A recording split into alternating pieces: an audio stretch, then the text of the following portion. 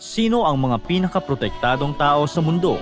Number 5. Mohammed bin Salman, ang Crown Prince at Prime Minister ng Saudi Arabia.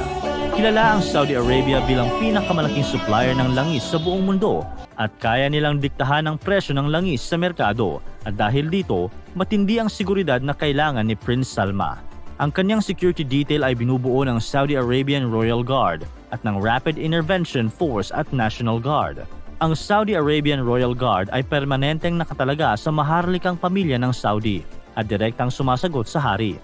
Hindi lamang nila pinoprotektahan ang hari.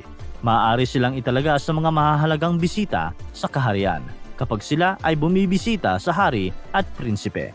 Ang Saudi Arabian Royal Guard ay epektibo at kontrobersyal dahil sa kanilang mga taktika sa Black Ops o humiga man lang kapag sila ay nasa oras ng kanilang tungkulin. Ang Rapid Intervention Force naman ay kilala rin bilang Tiger Squad. Sila ay may tungkulin na ipagtanggol ang Crown Prince sa anumang banta sa kanyang buhay. Sila ay sangkot din sa mga operasyon upang sugpuin ng mga rebelde sa loob ng Saudi Arabia at kahit sa ibang bansa. Ang Saudi National Guard naman ay isang hiwalay na internal security force na responsable din sa pagprotekta sa royal family. Ang puwersang ito ay lubos na tapat sa House of Saudi at may tungkuling ipagtanggol ang maharlikang pamilya at ang mga pinakabanal na lugar ng kaharian.